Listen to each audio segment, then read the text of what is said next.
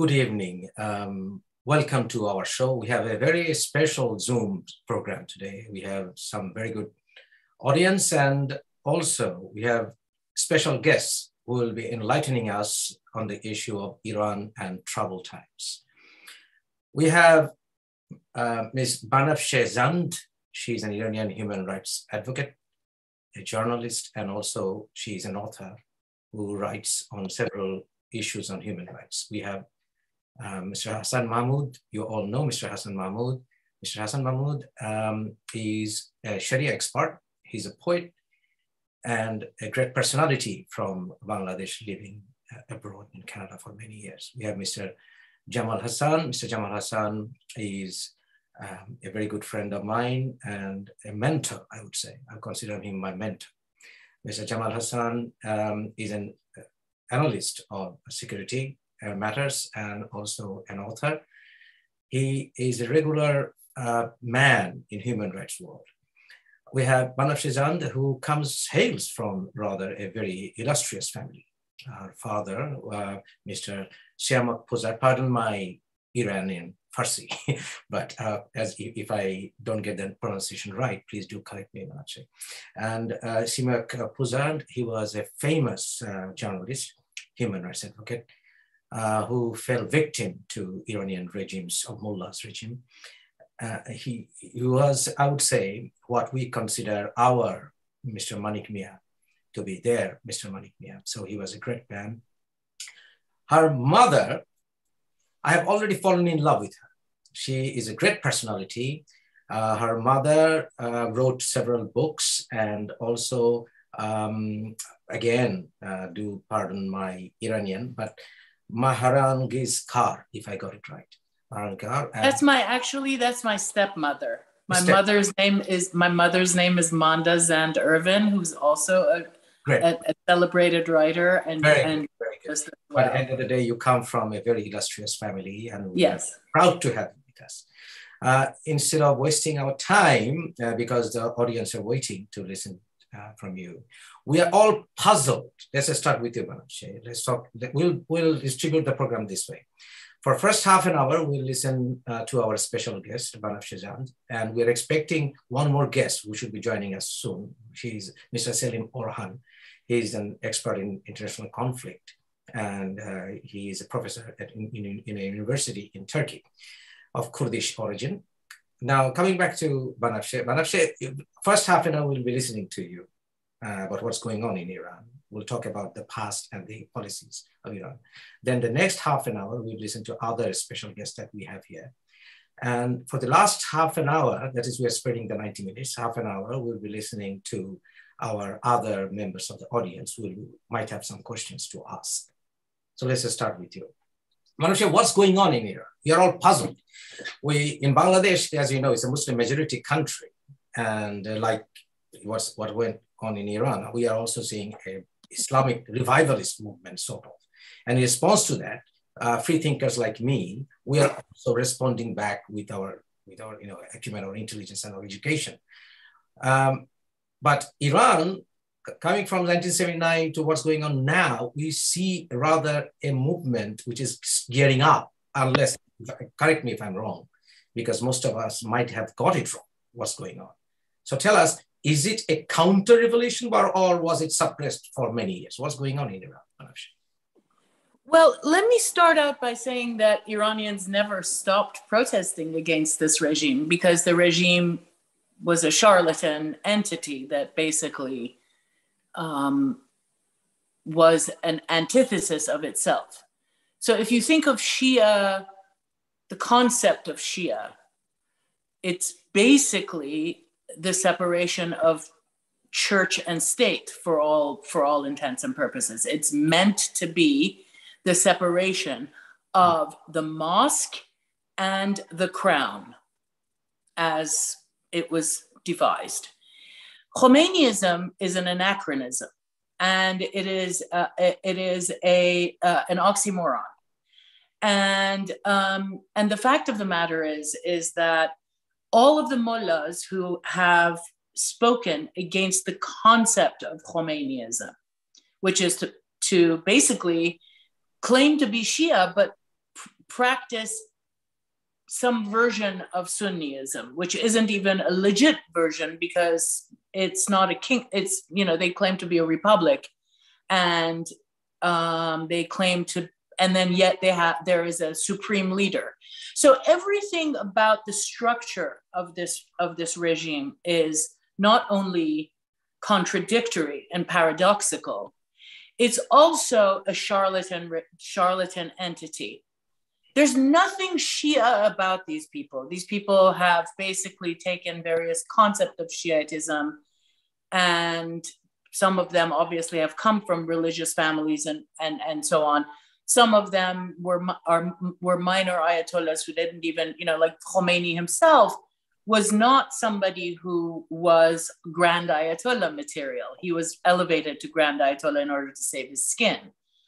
But the fact of the matter is this is more like a mafia, or as in Iran, as we call it the insider families. When I tell you that there are more mullahs in the clerical prisons in Iran than there are ruling the roost, you would be surprised. Right. We have fantastic mullahs like Ayatollah Hossein Kazemeni Burujerdi. Mm-hmm. I love the man. He is a great human being. He spent 11 years under the most horrific tortures, under the most horrible conditions in those prisons. And not only that, but before that, what the regime did in slaughtering in October 5th and 6th of 2006, they slaughtered his disciples, 700 of them approximately overnight.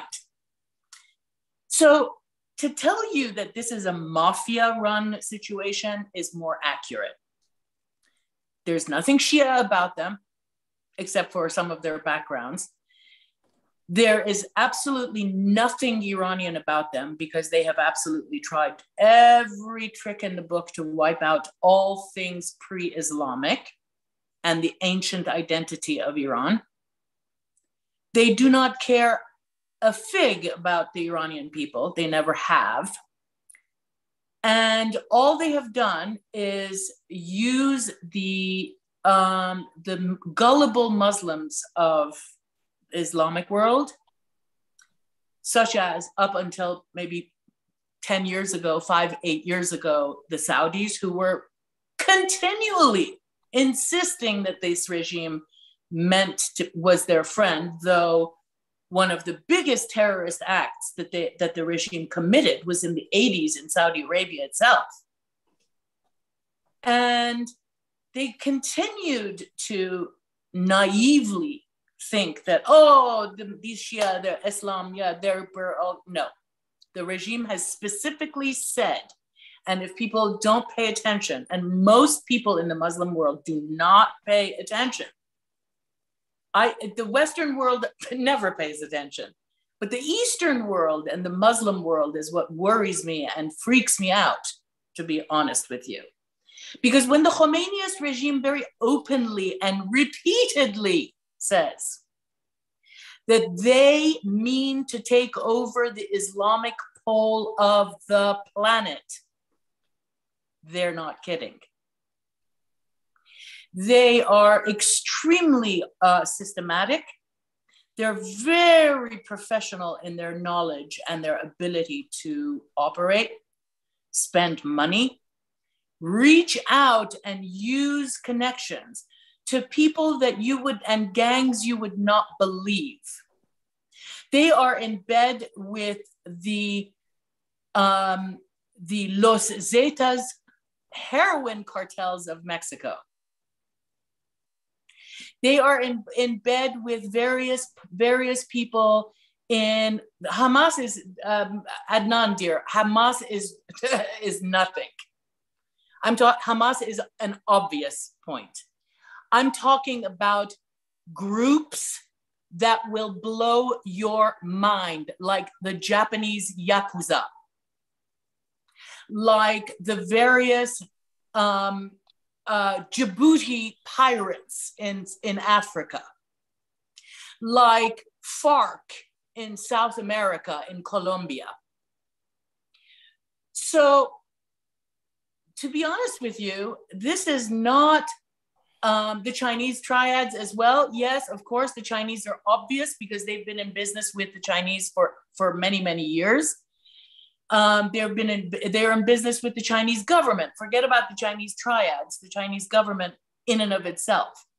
They have banks, they own banks, co-own banks with various Chinese entities in Macau, money that belongs to the people of Iran. And the heroin trade that they run on behalf of the Taliban, which is a part of what I said, their connection to, drug organizations in Mexico, for example. Very strong words, Banafshe, but let's water down to some very specifics. What about this Expedia Council? And this Expedia Council rather seems is worthless effort. Because listen, you have to think of the Khomeiniist regime as a structure of, they call it themselves the insiders.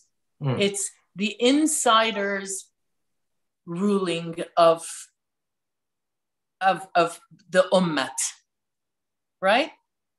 Because the supreme leader seems to be able to wipe out everything and anything. Yes, but keep in mind as well that, first of all, this supreme leader he's on his deathbed. I mean, I know he walks around and all of that, but he's basically being kept alive through IV drips and so on and so forth because he has pretty far gone colon cancer. Right. And this is no news. The fact of the matter is that you have to think of the structure of the regime in terms of the mullahs and the IRGC. Mm-hmm. Now, the IRGC is divided into various sections. Okay, could you explain what is IRGC stand for? The Islamic Revolutionary Guard Corps. And the nature and purpose of their existence is in their name. Right. They are there to guard the Islamic revolution. So the thing is that consider them as the lackeys who in the 80s were doing all the dirty work and they weren't getting any of the glory. But in the 90s, the Revolutionary Guards started wising up and started to taking control of businesses and creating, basically controlling industry, money, assets, everything that the regime that exists within the financial structure of the regime is being considered by is being taken care of by the Revolutionary Guards. They have various corporations. One is called Khatam al-Anbiya. The other one is called Qurb. And they have shell companies all over the planet. And they do businesses with people all over the planet because it's shell company into shell company into shell company. And so now the mullahs are in a position where they're weaker. Reason being that, first of all, there's so much infighting amongst themselves, and they have assassinated each other. Rafsanjani. Until and unless we get this supreme leader's authority off from your constitution, you can't move much up in the ladder of freedom, can you? Because true, but here's the point. Here's the point. He's a constitutional figure. Yes, but allow me to continue as I was explaining. The supreme leader, as he has existed so far, is Khamenei. Mm-hmm. Khamenei is dying. The inside structure of the mullahs right now is extremely weak. It has eroded. A lot of the grand ayatollahs who would supposedly take over after Khamenei are dying, and they're all in their 90s, 80s and 90s. The younger ones are pretty vicious. And the one specifically is the second son of Khamenei, Mujtaba Khamenei. And also is the grandson as well, right? One of the grandsons. No, that's Khomeini's grandson that you're talking about, not Khomeini. Khomeini is one person, was the founder of the revolution. Yes. But then there's Khomeini. One of the founder, Khomeini. One of his grandson is also quite influential. Is that right? Well, he's not really anymore. The children and the wives and the family of Khomeini have been very, very, very marginalized, and they do not really like the way that this regime has gone, and they've been shoved aside, and they've been rendered useless and basically told to shut up. The other grandson, Hossein Khomeini, whose father, Mustafa Khomeini, was against the revolution, was killed at the behest of Khomeini himself before they came to Iran. Mustafa Khomeini was killed in 1978 before the revolution inside Iran even succeeded. So, in a sense, Khomeini and his grandchildren are nobodies now.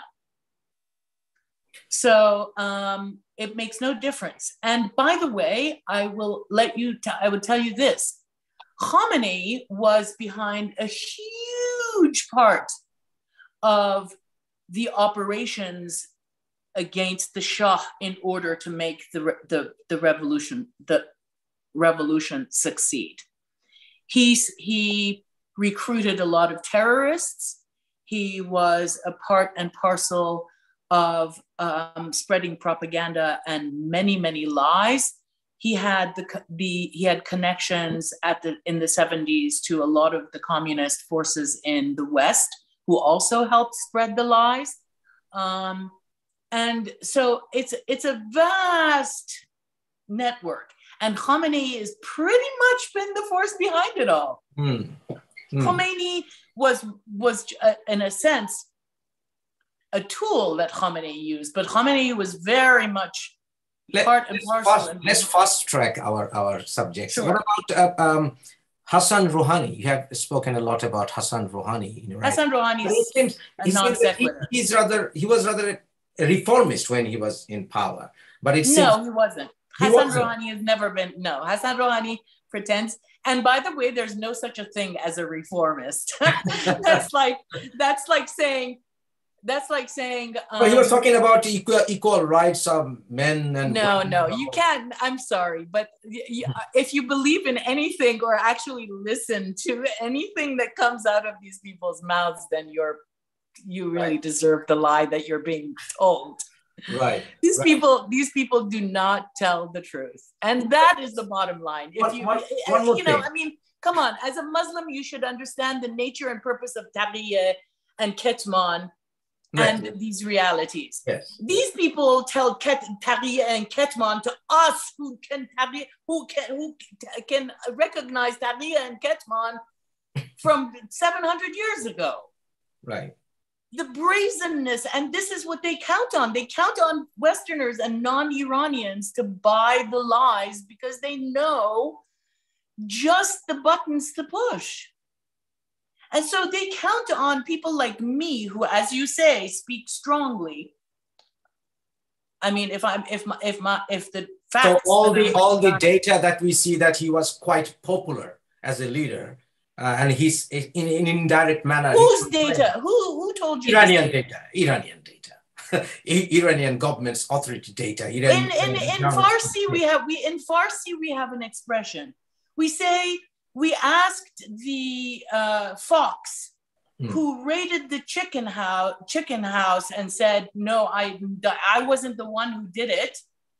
We asked this fox, who is your witness? He says, my tail. Okay? This is the story of the Khomeiniist regime, and this is the BS they count on. Excuse my French. Right. So is the president powerless when it comes to controlling? Of course. Because it seems that the supreme leader can do anything. The only power in the Khomeiniist structure is the supreme leader, who is then backed by the Guardian and the Expediency Councils. Right. And the Guardian and Expediency Councils are made up of 700-year-old men. So where do you think this I want to call it revolution. that we are watching now on television and other media, what's happening in Iran, where will it end? What will be the outcome? Because your constitution has a provision, and there are some amendments as well, that if for some reason the supreme leader is not there or is not in a position to make a decision, then your council and others can have a window of making decisions. Is that what we are heading to? No, that's not where we're heading to. Where we're heading to is the complete overthrow of the regime. Right, right. So because people inside Iran are chanting for the Shah. I'm a monarchist on several levels, although I am not one of those people who says, I believe this and this and this is good for Iran. This is my personal, and the only reason why I'm a monarchist is for the fact that it is our cultural and historical glue. It's not because I'm some sentimental person who loves the, no. My own ancestor from 1752 to 1782 was a king in Iran, Karim Khan Zand. Right. But he never called himself a king. He called himself the advocate of the people. Vakil al-Roaya is what he called himself. Right. And the fact of the matter is that to me and to the culture of my country, now, I mean, you can't look at it and compare it to India and the Rajas and, all this kind of stuff and the culture of your part of our next door neighborhood. Right. It's very different. You've got to think of, it's even different from the Afghans, which is ridiculous, but it is. But the thing is that the nature of Iranian nationhood is binds together historically better and more effectively, let's say, on an identity level as a monarchy. Right. Now, the whole idea is that what I'm trying to tell you is that the Iranians who are all under 43, many who are over 43 and who've stayed in Iran, don't want this regime. They don't want anything to do with religion anymore. Right. Religion is over inside Iran. Now, another thing is we are watching how Saudi Arabia is trying to reform to some extent and they're doing an excellent job of it. I applaud them. But do you think it might backfire because he's going too fast? The present no. And I'll tell you the reason why. This is the nonsense that they blamed on the Shah. And you know what? I'm sorry, but in the world of 21st, in 1979, that was a ridiculous accusation. Modernizing too fast. No, there's no modernizing too fast because technology and the globalization of the world just doesn't allow for that kind of backwardness anymore. Right. That's just if you want to practice your faith and be a religious person, great, good, fabulous. As long as it makes you a better person and you do it in the privacy of your own house, fine. Do whatever you want to do. But to impose that kind, and frankly, I think the Saudis have realized this. Because in the end of the day, if you can't control your society, the ills of your society, and the ills of the society are now spilling over from the one society into all societies across the globe.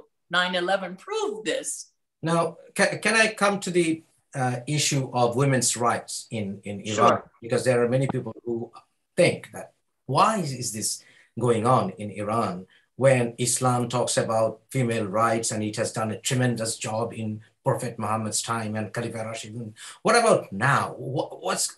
Are the women oppressed when we see that in Iranian universities, as we have the information from various sources, that women go to universities more in number than the men? Then yes. What is the problem? What is the problem? Why? Well, so So, okay, I basically, my mother has written a fantastic book called The Ladies' Secret Society, The History of the Courageous Women of Iran. And it's about 8,000 years of women's identity in what could be considered ancient, pre-Persia, then ancient Persia, up until, so it starts out from the hunter-gatherer and the Neolithic era, and it literally goes until December 31st of 2019. I see. Okay. She literally finished that book on January 1st of 2020 and handed it to the publisher. Right. This book tells you gives you a sort of an overview of the nature of Iranian women's position in Iranian history throughout the ages, throughout the various stages of, pre-Zoroastrian, Mede, Achaemenid, and it just goes on down throughout history up until today. And it shows the Iranian women have been warriors, and they've been soldiers, and they've fought alongside their men, and the Iranian men have stood very firmly alongside Iranian women.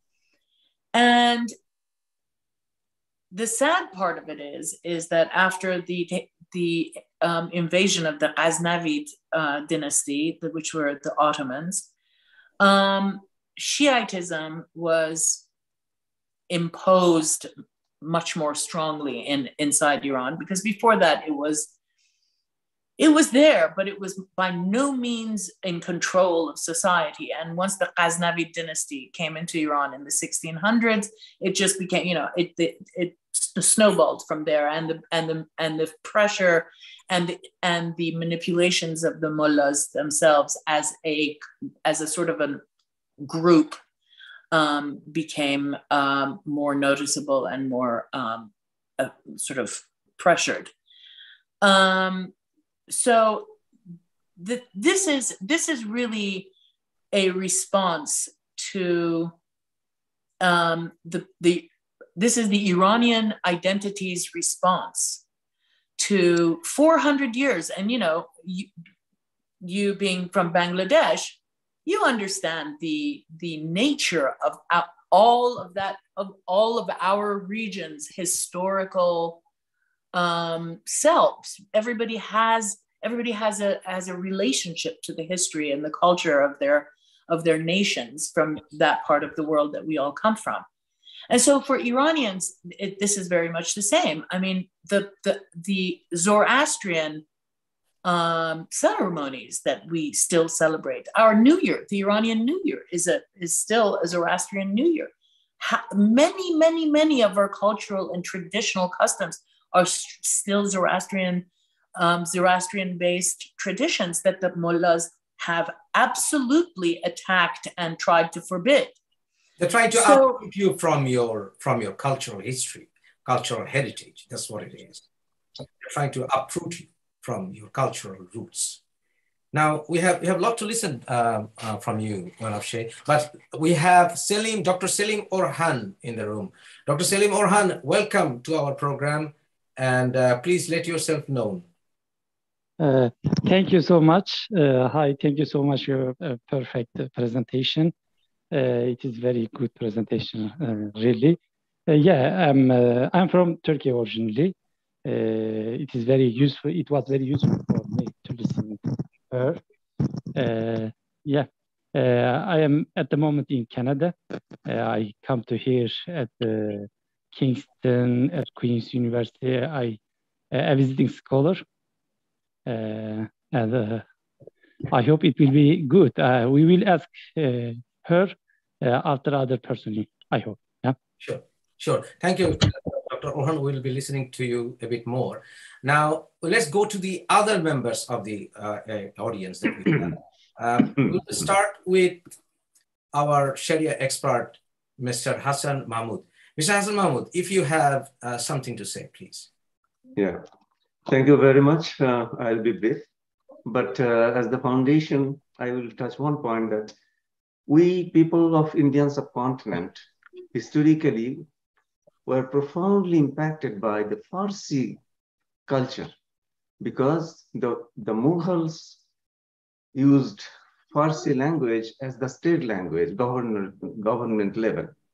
And the reason was when the second emperor, Mughal emperor Humayun, was again repeatedly defeated by Sher Shah, he went to Iran and he came back with the help of Irani emperor's soldiers, and he recaptured his throne. So as a sense of gratitude, he brought many Iranian culture, as you say, Nowruz, and enacted Farsi as the state language of Indian Mughal administration. That profoundly impacted the whole nation of subcontinent in politics, in literature, in music, in everything. Anyway, to begin with, I wish success of this revolution.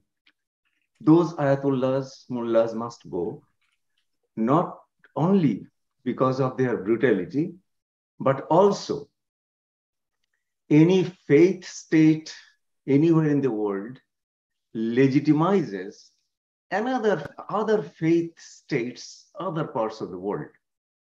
So Iranian Islamic state legitimates Hindu Rashtra in India, Zionist state in Israel. That's against civilization.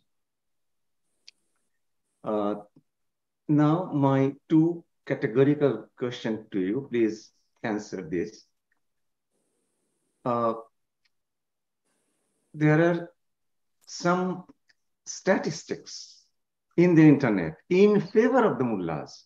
This is my greatest concern, that they created a group of Irani people, they means the government. They created a group of Irani people who are supporting the government. This weakens the revolution and creates separation, division among people. Point number two. Some researchers, so-called researchers, show. Hold that thought, dear Hassan. Let me answer you, because this is a very important point that you've made, and I really should give you a response. They did create that group. That group came into being in the mid-90s. It was perfected by the 2000s, and it took hold in Washington, and they became a very, very powerful lobby. They infiltrated the Obama administration. They offered they were the ones who gave the Obama administration the list of Iranians to blackball. I was one of them. And basically, they did everything they could, and they have bought Democrats. I am not kidding you. They have bought Democrats and several Republicans. They have bought various members of the European Union. That said, that lobby and those agents have been not only exposed, they've been taken to court in America, in Washington, D.C. District Court.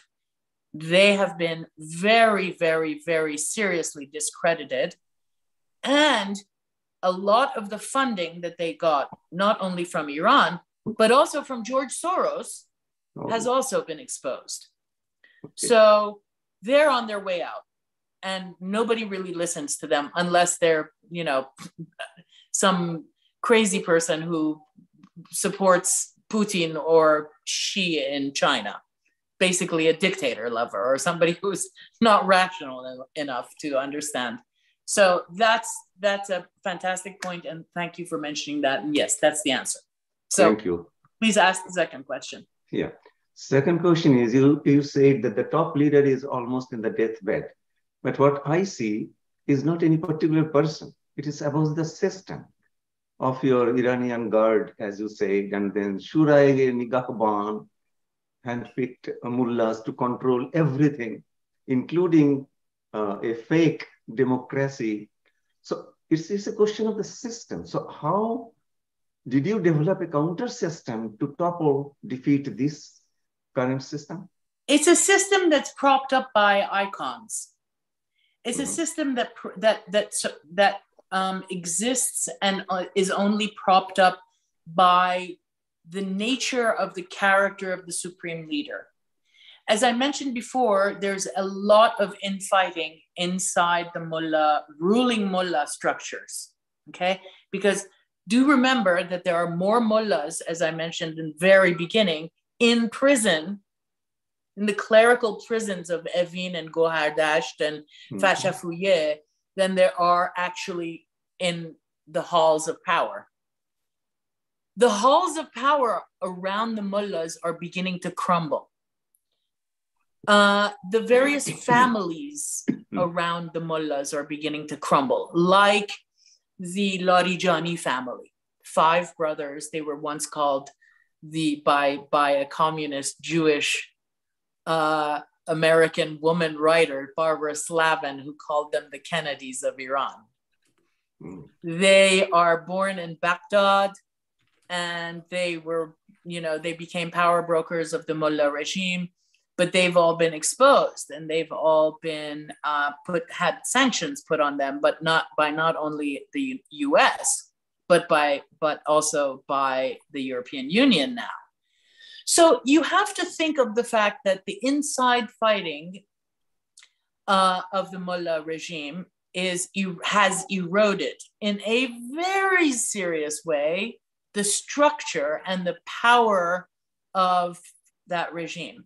So once Khamenei is gone, the mullahs themselves, the ruling mullahs, will no longer be able to stand on their own. Also because the Revolutionary Guards know that they are now that the mullahs are a liability.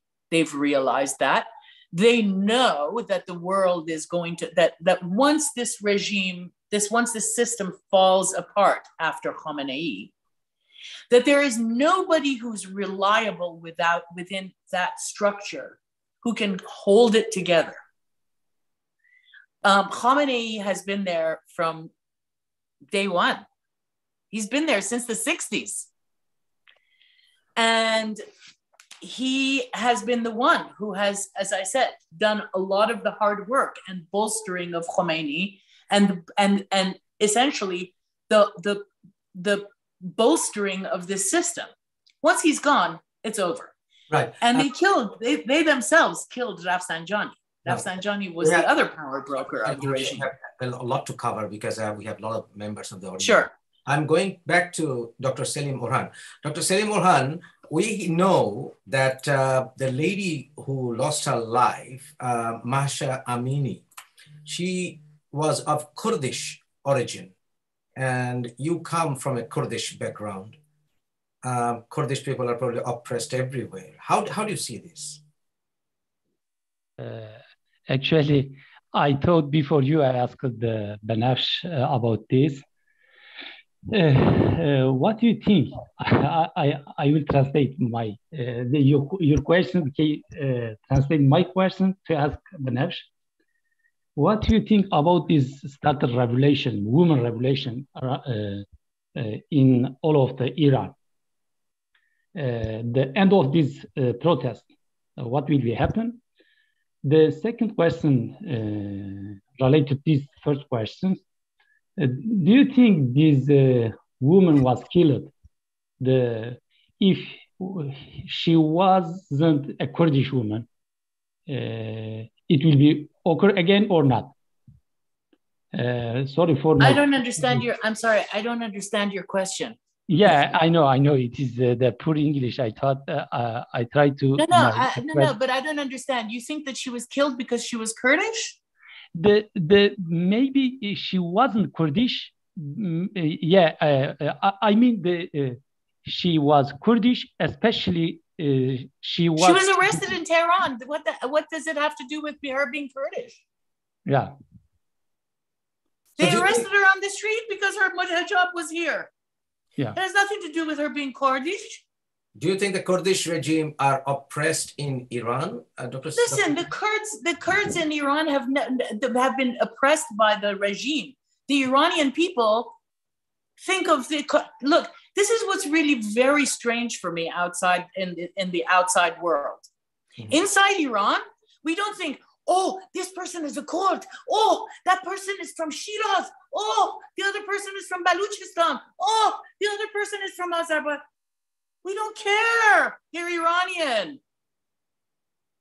This is the lies that the regime, again. I grew up in Iran. I grew up in Iran where there were Jews, Baha'is, Christians, Sunnis, Buddhists, and I didn't know who was from Rasht, who was from Kurdistan, who was from Shiraz, and who was from Bandar Abbas. I didn't know. Nobody knew. Nobody cared. Yeah, sorry, but I don't ask about the between people, society. But that's not. Listen, in Iran, listen to the Kurds are considered in Iran. Okay. Let Salim rephrase. I mean that especially for the state, for the government, the Persian identity is very strong. Right. Persian identity is what? I'm sorry. Persian identity. Mm-hmm. Yeah, it is very strong. It is very important for the state. What is the Persian identity? I have no idea. Have you seen the DNA? Yeah, because they actually they didn't assimilate it of all the groups. I don't mean that. Right. So you're trying to say, Dr. Salim, that if I get it right, that the Iranian regime failed to assimilate all the communities in Iran. And there was nothing for the Iranian regime to assimilate. Those people were already assimilated. If anything, that regime was the one who created the divisions. They were the ones who singled out the Kurds. They were the ones who singled out the Baluchis, mainly because they are Sunnis. Yeah. Right.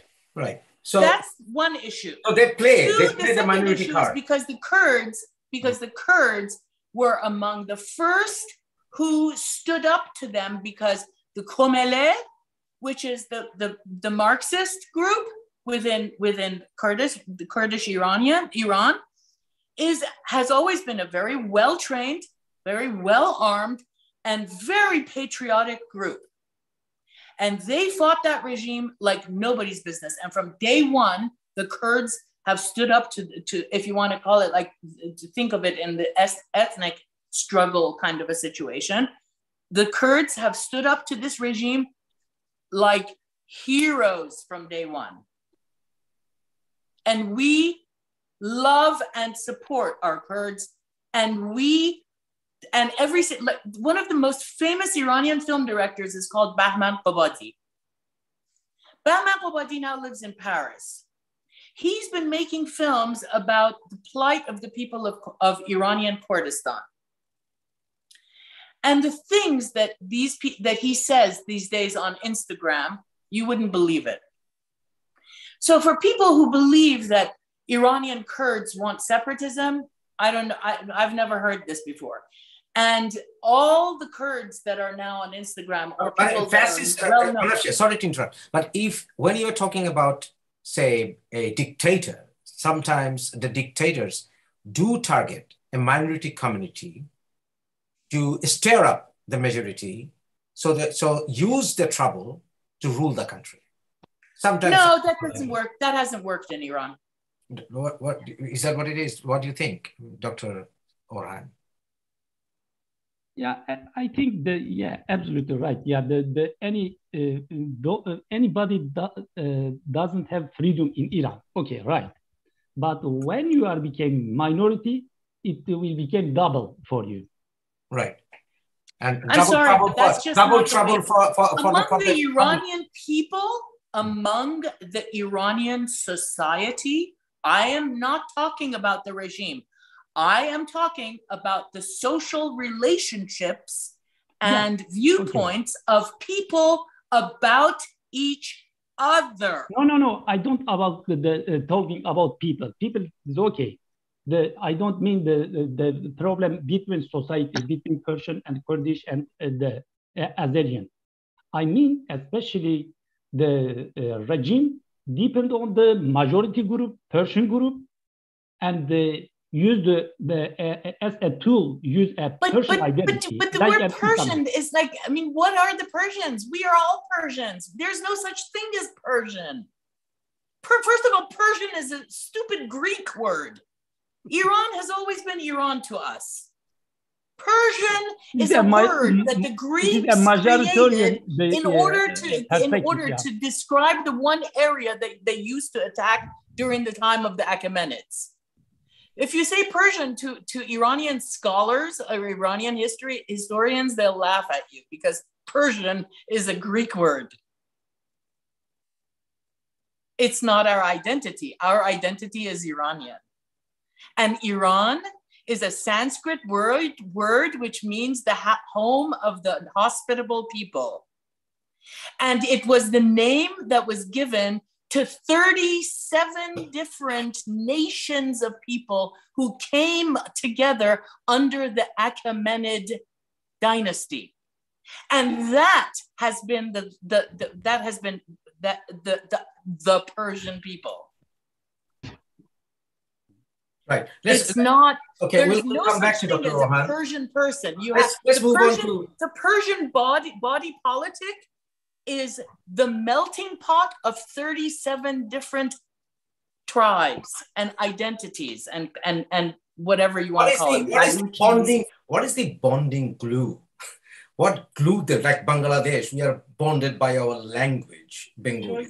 So if you have so many tribes, everybody is in Iranian. Our history, our culture, and our language, not so much. I mean, the commonness of the culture. Okay, let's move on to our security analyst, Jamal Hassan. Jamal Hassan, your question or opinion in the matter, please. You have to unmute. Sorry, you have to unmute. Okay, now you can hear me? Yeah, we can hear you. Yes, go on. Very well. Okay. Mufassir, I have some statement. I mean, going back to Hassan Mahmoud's discourse, when he said about how the Persian culture, Persian language has influenced the South Asian, especially Indian, Bengali culture. Yes, in the mid-19th century, we had yeah, so we know that Khuda Hafiz was one of the words, but I'm not sure you may be aware that Ziaul Haq is I can say he is the main power broker, or you can say he was the eye of the storm, General Ziaul Haq of Pakistan, who Islamized certain narratives, certain vocabulary, certain cultural norms in not only Pakistan, in India and Bangladesh. Khuda Hafiz is one good example. Bangladeshi Muslims and many Indian Muslims and most Pakistanis do not use Khuda Hafiz anymore because assumingly Khuda belongs to Persian Allah, and which is a multiple Allah, not one single Allah. Khuda means different Allah, not Islamic Allah. So they incorporated the new word Allah Hafiz. Allah Hafiz becoming very popular. I watch any Bangladeshi drama on TV or any political discussion anywhere, 90% I see people say Allah Hafiz, which is incorporated. But that is one example of a new radicalization or new Wahhabization of Bangladesh. And I can say some people, including MBS of Saudi Arabia, he says that Iranian revolution has impact in the Sunni world. And he claims, MBS himself claims that before 1979, the Saudi women used to wear skirts, Western outfits. But because of the Sunni Shiite revolution, the Sunni clergies became very agitated. And in order to appease the Sunni clergies, the Saudi royalty became further to the right, further to the extreme Wahhabism. But that is one aspect. But I don't blame totally Iranian revolution.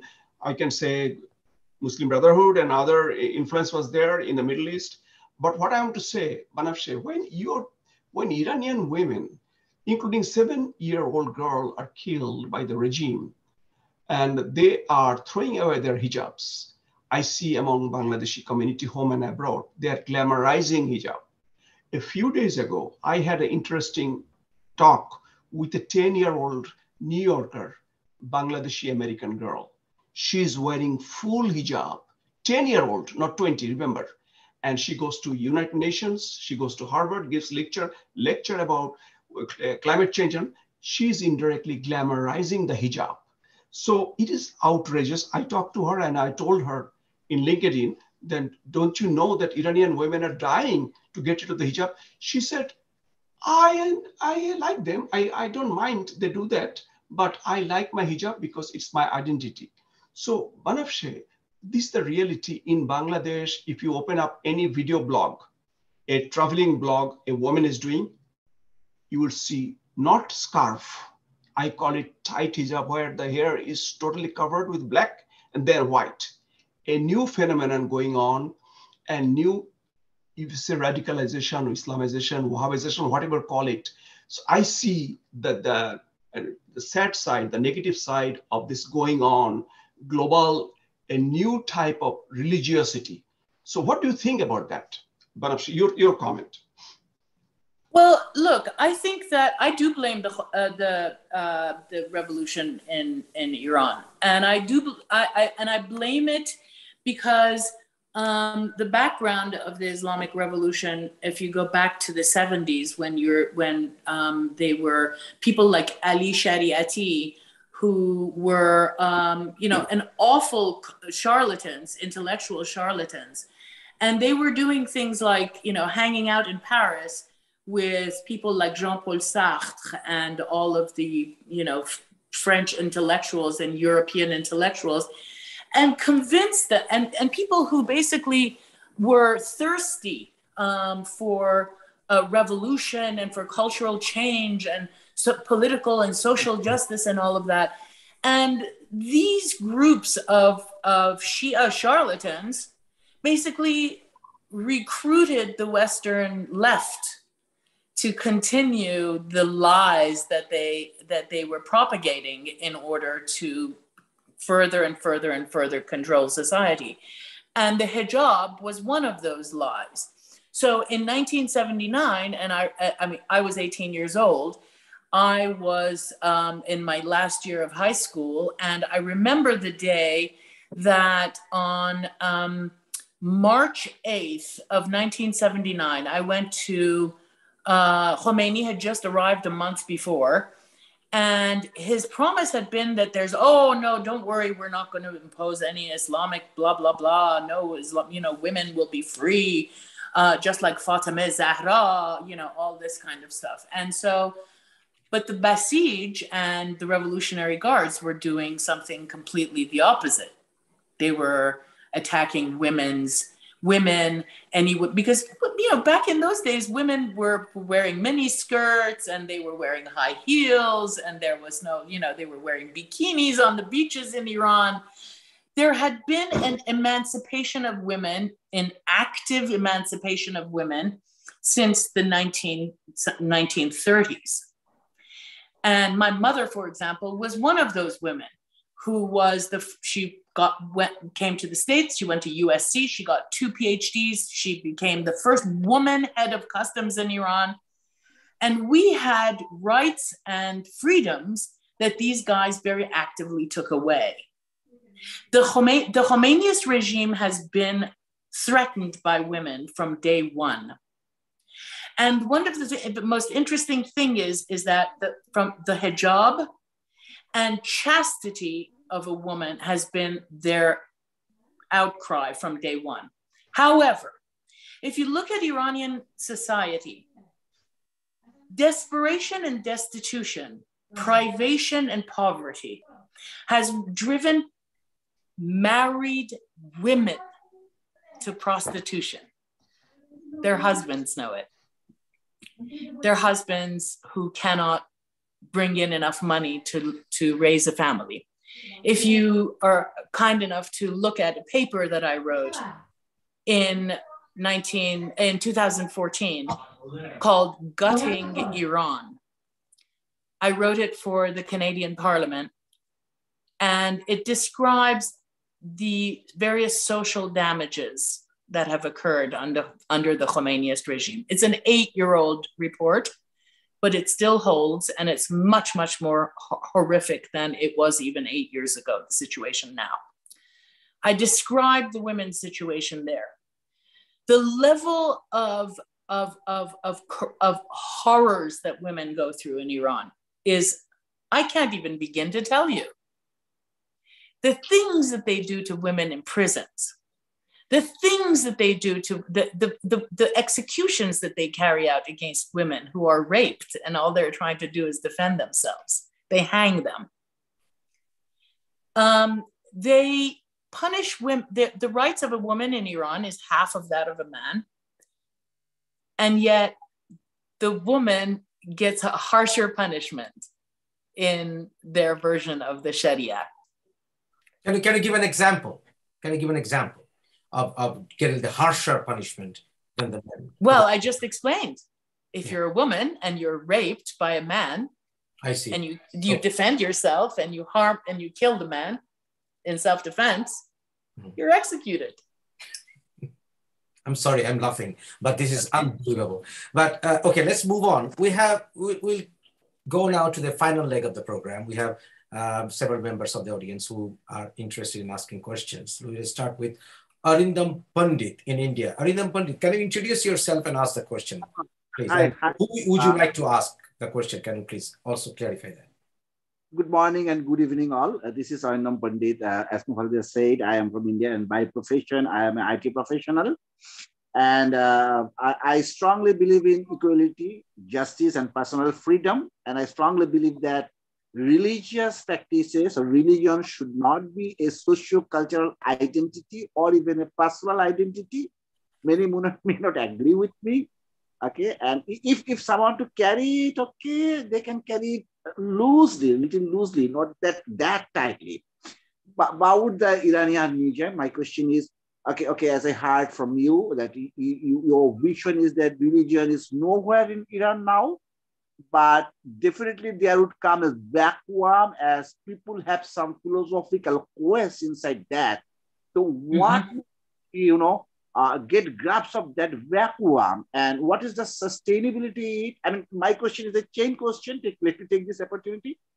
And what would be this implication, especially as a person of this subcontinent? What could be its impact on this subcontinent, especially in Afghanistan, Pakistan, India, and Bangladesh? Where is your vision on that? That's a fantastic question, actually. And so let me just say, when I say religion is over in Iran, I don't mean that, that there won't be people who are people of faith and all of that. I mean the nature of fanatical religion being imposed on society as a broad brush stroke. So in other words, to say, oh yes, we'll have another Shia takeover. Oh yes, the Christians are going to come and take over. It's never going to be that way. Iranians are going to are going back to the nature of the melting pot of the way they used to worship before the revolution. Yes, there were more Shia, but it doesn't matter. We had a very, very large, thriving society of various other religions. Like I said, we had Buddhists, we had people who, Zoroastrians, we had Jews of various different identities and so on. Anyway, that said, I think that the disappearance of the Khomeiniist regime, in terms of the fact that, you have to think of them, Arindam, as like a purse. They go around spending money, and they pay off and buy supporters, especially supporters who are Muslim. So don't forget the Taliban, for example. They've had a relationship with the Taliban, and people have said to me, "Oh no, I mean, I had American generals in the early 2000s who were saying, no, it's not possible for these guys to have a relationship with Al Qaeda and the Taliban. Why? It's terrorism that we're talking about, not and we're talking about the grander idea of the Mohammedan." The Mohammedan fanaticism that brings these people together as a terror force. Once, however, that terror has been achieved and the power lands squarely in the hands of the terrorists, then those two terrorists can fight amongst themselves and may the winner of the two be the greater force. But the point that I'm trying to make is that, in my opinion, and in the opinion of many, many of the Iranians who have been watching and who are connected to various Afghan communities, and I mean, I have dear friends in BK in Quetta, for example, in Pakistan. And, I talk to all of these people and they say, you have no idea how much the fanatics, even the Sunni fanatics in various small pockets of areas in Muslim countries, are bolstered and use the example of the Khomeiniist regime in order to promote their own control over their environments.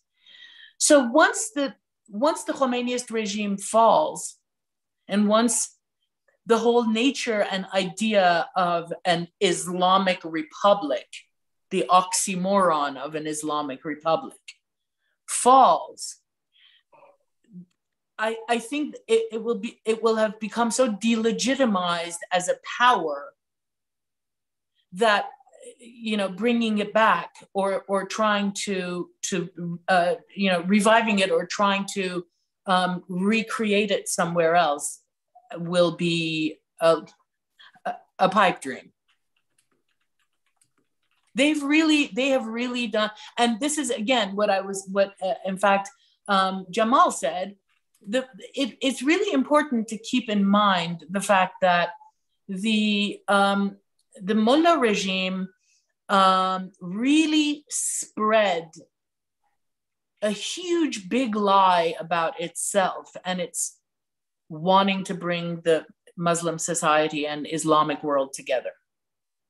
Really this became even more evident, okay, when they, I've had conversations with people where they look at me like I've plugged their finger into an electrical socket, where they say to me, oh, the Khomeiniist regime has the right to have a nuclear bomb. The Israelis have a nuclear bomb and they should be able to defend themselves against the Israelis. I say, okay, that's fine. But then they claim that they support the Palestinians and the other Muslims. Do you actually think that this nuclear weapon that they're going to use is going to spare Palestinians and Lebanese and other Shia and so on? And when you say this, I've said this to people and they look at me as if, oh my God, it hadn't even occurred to me. I hadn't even imagined the fact, as if it's a smart bomb and it's going to somehow recognize the percentage of the difference of bloodlines between the Jews and the Palestinians. So when you tell people that the Khomeiniist regime is willing to drop Muslim bodies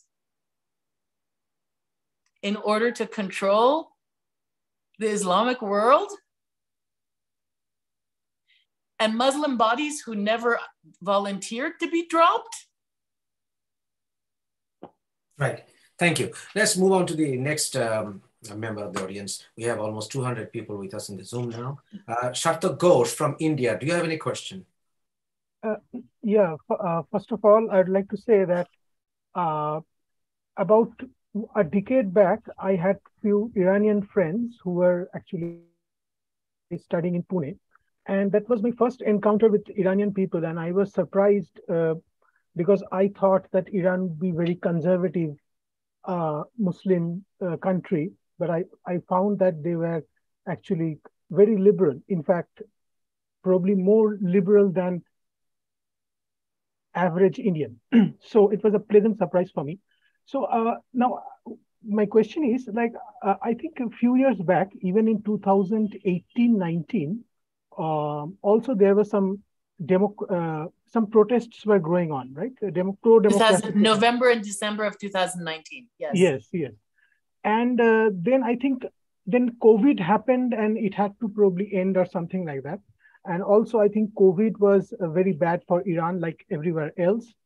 And a few months back also, I have read that there were few news about inflation, like price rise, and there was some problem regarding that. So what I'm trying to ask is that, and also we know that there are US sanctions and Iran, for instance, India used to be a big importer of Iranian oil. Now India cannot. It still import. is. It still is. Yeah, but now India cannot import actually because of US sanctions. I know that, but they've just signed a huge, Modi has just signed a huge deal with the Russians in order to do the pipeline from Chabahar, from southern Iran to into Russia, and the money goes into India's pocket. Okay, so I'd like to know that are economic reasons, including inflation, also somehow playing a role, in this. Listen, look. Let me tell you, Sartak. First of all, the Iranians have never wanted this regime because it turned out to be a complete lie, because it has done more disservice to the Iranian people than it claimed to do. It has, the mullahs have basically depleted Iran's surplus bullion. The people of Iran are starving. In 43 years, our population went from 1979, that was 35 million. Now there is 83 million people in Iran. There are people who have PhDs and who are selling fruits on the side of the street. There is no industry. Our laborers are all being put in prison. China has basically taken over all of Iran's pretty much economy. Even carpet making has been replaced by Chinese machine rugs, right? So the thing is that Iran has been gutted by the Khomeiniist regime and by the Khomeiniist leaders in order to take the money that belongs to the sale of the natural assets and the natural resources of Iran in order to pay for their terrorism and their nuclear ambitions. And their nuclear ambitions are extremely real. They are very much building the nuclear bombs. The IAEA now says it. They nearly raped one of the women who was an inspector for the IAEA. She was a Swiss woman. They harassed her and they sexually abused her last time, and they are refusing to let the IAEA guys come in. Hans Blix has said so. It's look. Nothing that you read about the Khomeiniist regime in the media itself. You want good information about Iran? You know where you should go? Al Arabiya English. Or the Telegraph. The BBC lies. The New York Times is owned by the mullahs. The Washington Post is practically owned by the mullahs. The Guardian, they're communists, so they love the mullahs, and they've got some of the mullah boys working there. And they do everything they can in order to create doubt and seem like, oh, the mullahs are so, no. Everything that you can imagine. Look, I have no axe to grind. If this regime was fabulous, believe me, I would be back in Iran. They tried to kidnap me off the streets of New York City in 2004. They threw my father out the balcony of his apartment in 2011 after 17 years in and out of prison because he was a free-thinking journalist. And he had the guts to stay in Iran and fight against the lies and the charlatanism of these guys. And every single person who has done this, and you can look at the numbers that is quoted by Amnesty International and various human rights organizations, and I'm telling you that along with the 900,000 innocent Iranians who were killed during the 8 years of the Iran-Iraq war in the 80s, something to the tune of about 5 million Iranians, and I'm just giving you a roundabout number, but you will never find the statistics, something to the tune of about 5 million Iranians have been killed at the altar of the Khomeiniist regime in the past 43 years. Right. Okay, let's move on. We have Mr. Amar. Mr. Amar, could you introduce yourself and ask your question, please? Thank you. First of all, you hear me? Yes. Yes. Oh, all right. Thank you. Good afternoon in my time here. Where are you calling from? I'm from Washington, D.C. I'm in Northern Virginia, other side of Capitol. I've been involved with national and international sociopolitics aspects, and as a lawyer, I served ICT in Bangladesh for under human rights and crime against humanity, and also for genocide aspect. I was a prosecutor. From that background, as a lawyer, we have seen worldwide, globally, all sectarian problems based on when the state feels insecure, they attack the minorities and divert the attention of the mass people to somewhere else. This is a kind of a formula. It happens in India, it happens in Bangladesh, it happens in Pakistan. It happens almost everywhere. But I wanted to granularize the main focus where the problem starts, why the problem starts. After 50 or 60 years, people think that the occurrence or event or bad events 50 years ago, everybody forgot. Actually not. That's why I'm going back since the current very hot topic about Iran. It actually connects with Kurd and the Kurdistan, not in only Iran. It's part of it is in Iran, part of it is in Egypt, and another country. So 4 sectors. Now my question is to Ms. I forgot the name actually. Banafshazad. Okay. So my question is, since you are carrying a legacy of a wonderful leadership family, ruling family once, so you are more conversant, and since you are talking today, we are seeing that you are so open and liberal and very accommodative.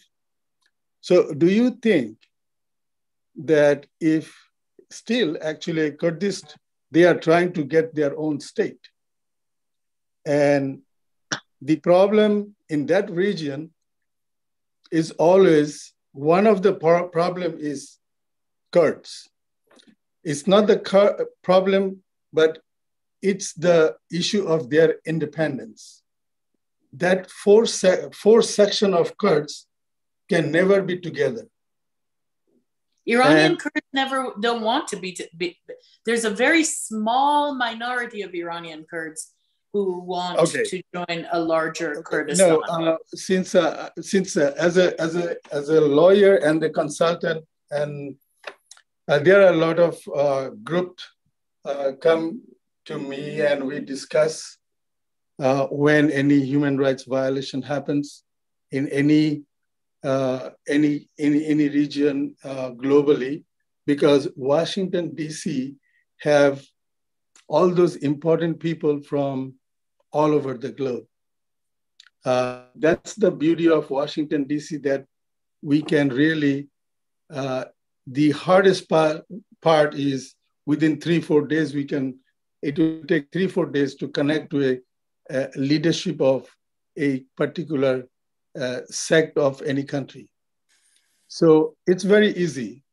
And I have a very good group, those who really wanted to be an independent Kurd. But from Iran? Are they from Iran? They are from Iraq. Iraq. So, yeah. But the thing is, these the four nation Kurds can never come together. Now, if I say individual state, one of those Kurd state, like if they're willing to give the Kurds release and give them an independent country. I thought we were here to speak about Iran and not specifically. Yeah, I'm talking about that. That's why I'm talking about that. Are you trying to say it's a non-starter? Okay, it's a non-starter because the fact of the matter is that the Iranian Kurds and the Kurdish people have to decide this amongst themselves. This is an issue among the Kurdish people, and it has to be decided amongst themselves. Okay. What is the exact question again? My question is to since she is from Iran, talking about Iran, whether Iran as a state or she's a part of the once ruling party or leading. I'm a part of no ruling party. I'm an activist and a journalist. Okay, now you're a journalist. Now, do you think that Kurds from Iran's side, if they want an independent country to join to other, will you let them do? Right. Let them? Who the hell am I, or who the hell is any Iranian to let anybody to do anything? It's their country. It's their statehood. If they really want to, then it's their right to do so. But I'm not in the position of saying, "Oh, you're not allowed to do that." No, it's I'm not a that. Canadian What is your personal opinion? Who's going to tell Quebec not to concede? That's not the way we work. It's a kind of a litmus test. No. It's really not. You listen. I'm sorry, but you are talking about a small group of people that you know, and you're not looking at the greater formation of a nation. First of all, you've got to consider the fact that the Iraqi Kurds, who have all the oil, and there's only 3 million of them, are they going to want to share that oil money with the rest of the 17 million Kurds who are going to want to join them? What about you, Dr. Orhan? Do you think that there's a problem of the Kurds in Iran? Do you think there's a problem, Dr. Orhan, being a Kurd yourself? Do you think it's a problem? Good. Yeah, I think so. It's a problem. I see. Yeah, absolutely. Not problem is not just the humanist regime.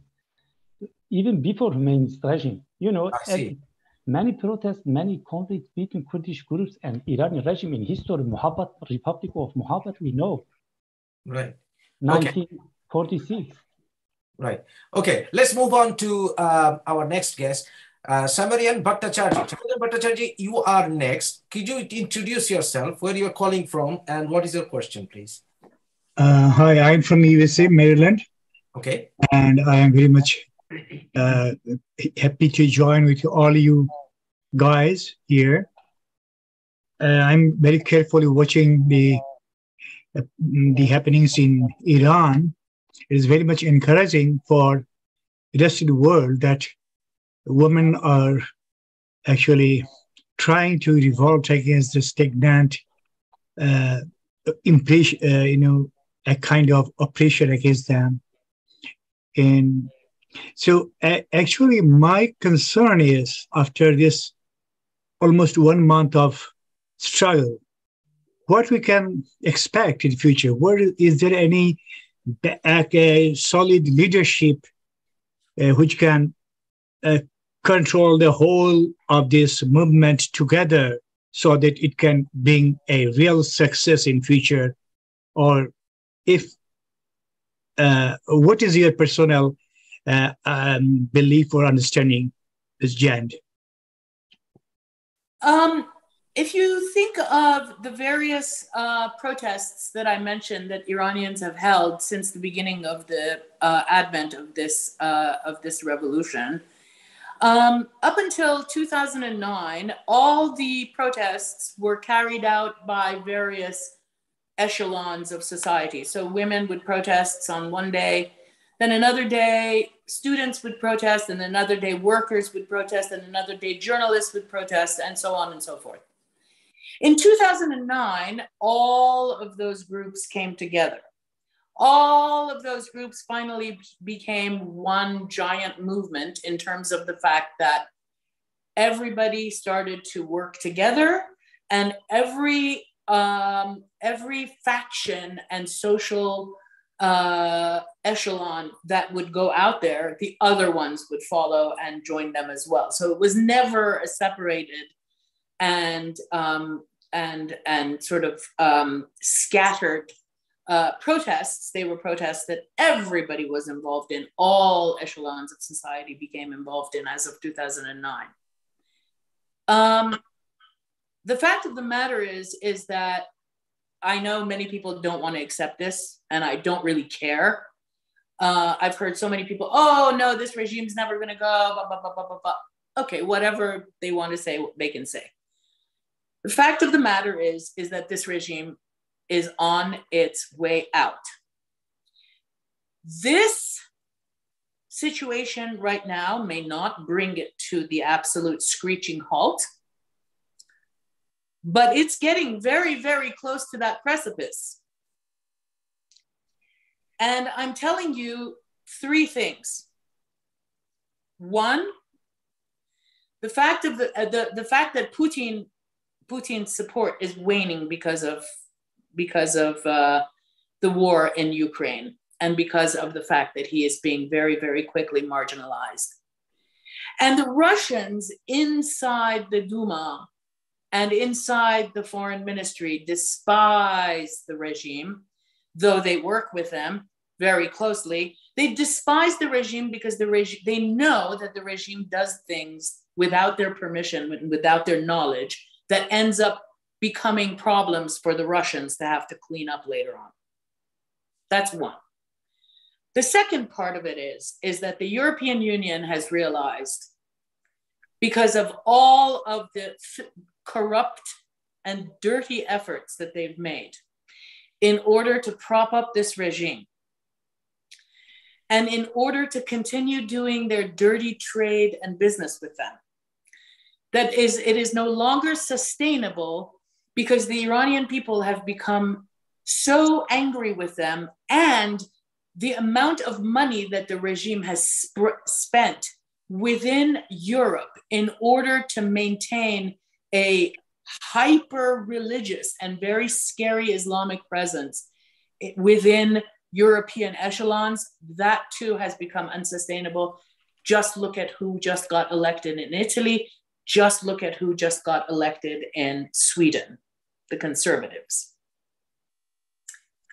And the third thing is that, yes, up to now, there was no leadership because the Iranian people became afraid of the nature of a leader. The last leader we had lied to us and destroyed our country and basically turned a nation that had everywhere to go.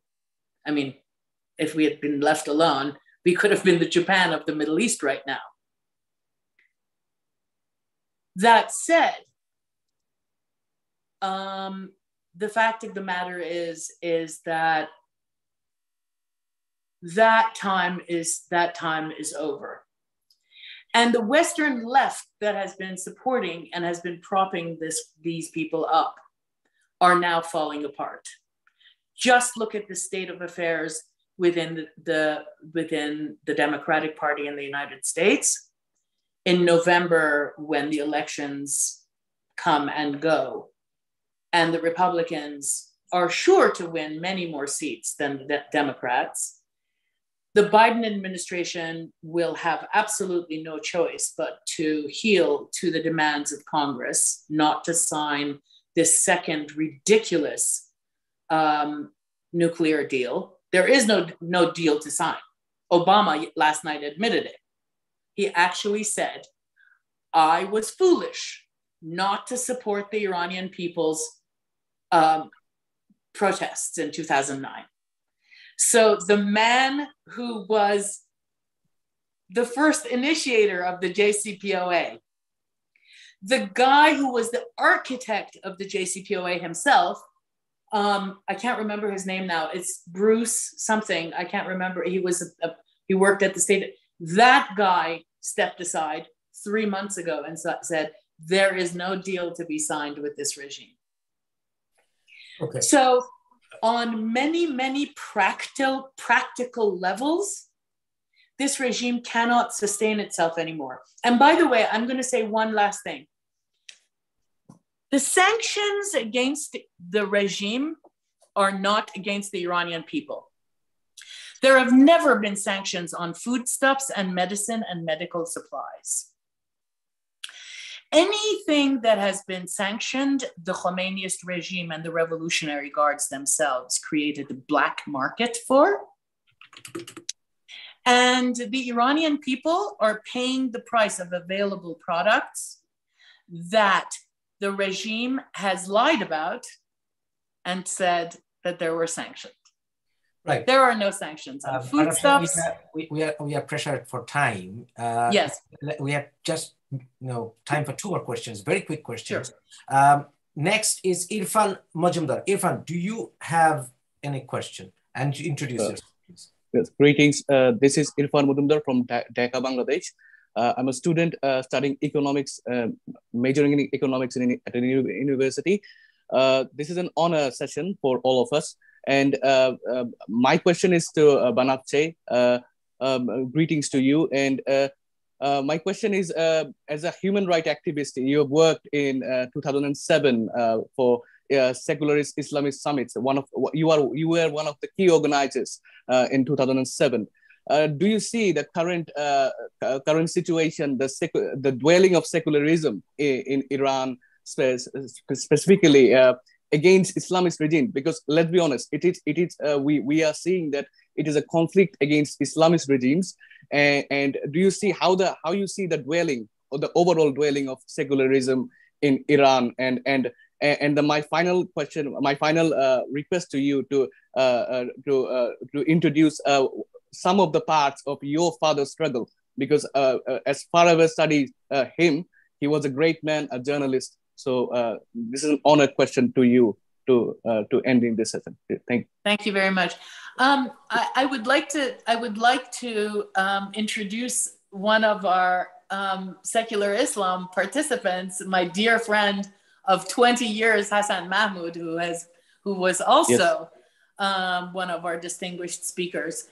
That was a really wonderful experience. That was an incredible time when Hassan and I came together through our mutual friend Ibn Waraq, Tariq Ismail, and this became a really interesting dialogue and friendship, basically, among a whole group of us that has lasted now 20 years.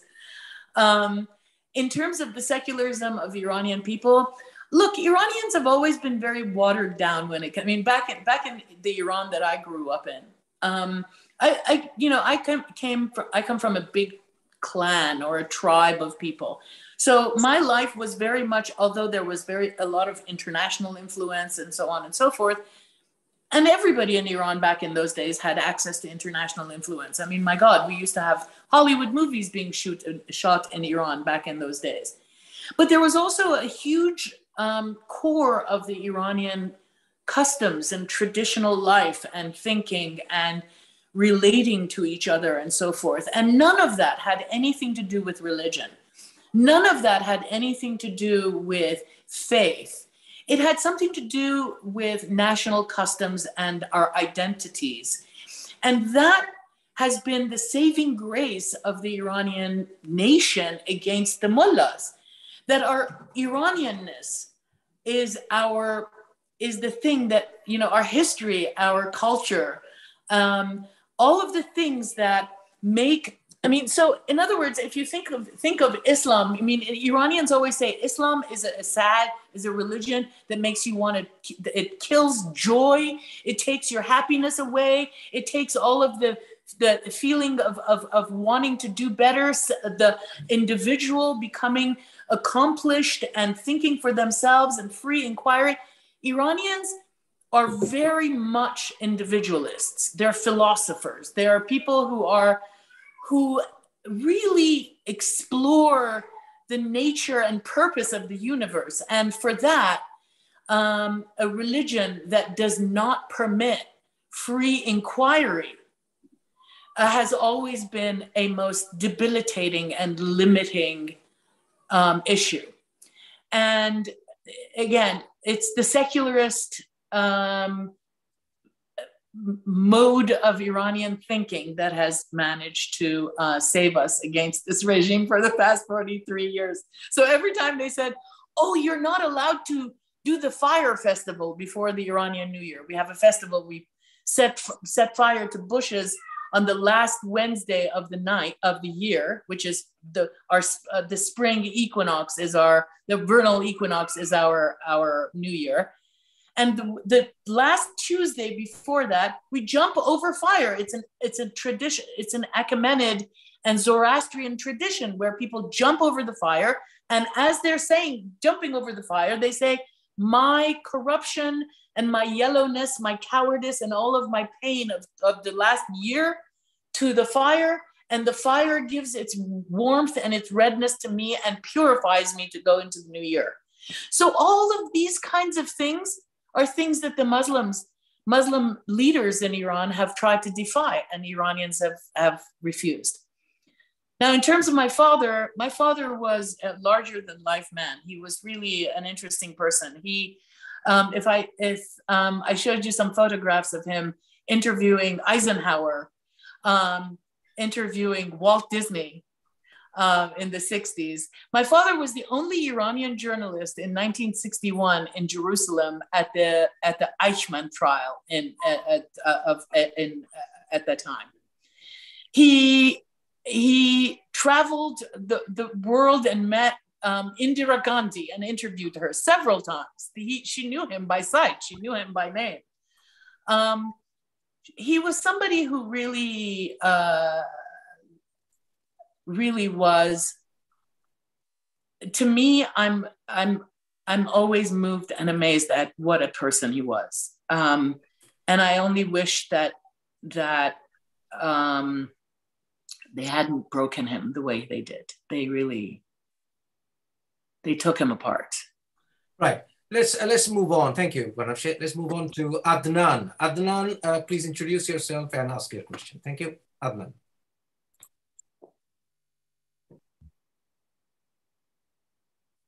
Yes. Good evening. I'm Adnan Zahir Ahmad, speaking from Dhaka, Bangladesh. I'm a network distributor for a Korean company, South Korea. So my question is, can you hear me? Can anyone hear me? Yes, we can hear you. Yes, go ahead. Oh, yeah. Yeah, the screen seems frozen. Oh, that's why. Yeah, so as I was saying, let's talk about the late Shah. You're breaking up. You see, the British installed him to the... yeah, can you hear me? Yes, try now. Okay, is it clear? Am I heard?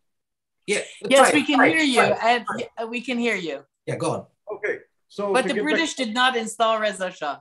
So yeah, Reza, I mean his already father... You're wrong. Already you're wrong. Go on. So they installed him. Yeah, I want to finish it. So they installed Mohammad Reza Shah because his dad was pro-German. And since he was pro-British, and again in 1953, the CIA installed him again after they ousted Prime Minister Mohammad Mossadegh. Garbage so history. They always had this this is idea that he was the right-hand man of the I'm not West. going to listen okay, to let's hear from This is garbage history because the British were the ones who made the Shah, who claimed the Shah was a Nazi. That's complete and utter nonsense. The reason why they claimed it, and I'm going to correct you on this now. Listen, Adnan, listen. You want answers? Let me give you answers. Do not give me American stupid history of Iran. I'm telling you what the real history is. In 1925, when Reza Shah was the prime minister of Iran, okay, he changed the name on the stamps that at the time were being produced in Belgium. Belgium, the customs of Belgium was producing stamps for postage stamps for all the countries of the world. Reza Shah wrote the Belgian customs and said, please do not say La Perse or Persia. We are not La Perse. We are Iran. Now, American Nazis have lied, and this has been a garbage lie that the British and all the American communists have been repeating now ever since, that the Shah in 1937, in order to kissy kiss with Hitler, changed the name of Iran in order to look like he's Aryan. Well, we're the original Aryans and Hitler was the liar. Okay? So let's get our history correct. And the British did not install the Shah. The Shah, the British exiled Reza Shah. The British did not even know what to do with the Shah. It was the Americans under Truman who helped the Shah, the 21-year-old Shah in 1944, to start becoming the Shah. In fact, the Shah in 1948 handpicked Mossadegh because there was no such thing as a democratic election, which Americans and Westerners lie about, that Mossadegh was a democratically elected prime minister. No such thing. The Shah handpicked Mossadegh. 1. 2, Mossadegh was a prince. He was a son of the previous dynasty that had been kicked out by the Iranian people, the Qajar dynasty. And Mossadegh picked up the mantle of Reza Shah. Reza Shah was the one who in 1931 took the British Iranian Oil Company to task, saying, you are taking oil from my country and you are giving us 10% of the sale. You're taking 90%. We want 50%. They got rid of the Shah primarily, of the Reza Shah, primarily because of that. And then in 1949-50, when Mossadegh picked up Reza Shah's mantle and started fighting the British for the same issue, and took the British to court in The Hague and won, the British dragged the brand new CIA back in the day into what their MI6 had created as Operation Ajax. Sorry, Madam Shah, I have to cut you there because already 10 minutes over the time. We are having a yes, I'm sorry. But before look, it's important to get garbage history out of the way. Yes, because it's important. Because you have a deeper understanding of it. We are scratching the surface. That's why you're here today. Now, Madam Shah, you took the Iranian regime to the court. And they were sued under Foreign Service Sovereign Immunities Act. Now, tell us about it. Tell us about the case. It's a case that other Iranians and Syrians, Iraqis, several of the former Iranian political prisoners, families of Syrians, various people have sued the regime. Like even some of the prisoners like Shi Wang, the Chinese guy who was in Iran, who was a PhD student at Princeton, who went to Iran and they put him in prison for 4 years. So various people have sued, and the idea is that it's really just about seeking justice for the things that this regime continues to do to people. In my case, I continued to get death threats. They still make death threats against me. They tried to kidnap me off the streets of New York City in 2004, one day in August of 2004 after a demonstration.